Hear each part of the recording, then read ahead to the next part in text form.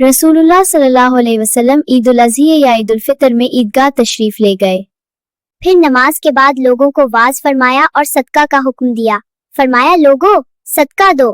फिर आप सल्लल्लाहु अलैहि वसल्लम औरतों की तरफ गए और उनसे भी यही फरमाया कि औरतों सदका दो कि मैंने जहन्नम में बकसरत तुम्ही को देखा है।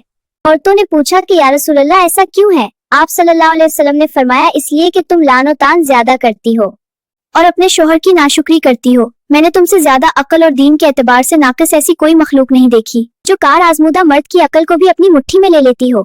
हाँ ए औरतों। फिर आप सल्लल्लाहु अलैहि वसल्लम वापस घर पहुंचे तो इब्ने मसूद रजी अल्लाह अन्हु की बीवी ज़ैनब रजी अल्लाह आई और इजाजत चाही।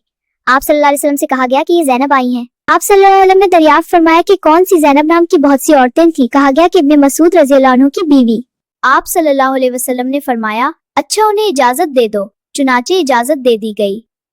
उन्होंने आकर अर्ज किया कि या रसूलल्लाह, आज आपने सदका का हुक्म दिया था और मेरे पास भी कुछ जीवर है जिसे मैं सदका करना चाहती थी, लेकिन मेरे खाविंद तिब्बेमान ये ख्याल करते हैं कि वो और उनके लड़के इसके मिस्किनों से ज्यादा मुस्तहिक है जिन पर मैं सदका करूंगी।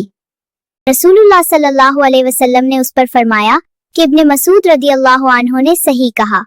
तुम्हारे शौहर और तुम्हारे लड़के उस सदका के उनसे ज्यादा मुस्तहिक हैं जिन्हें तुम सदका के तौर पर दोगी।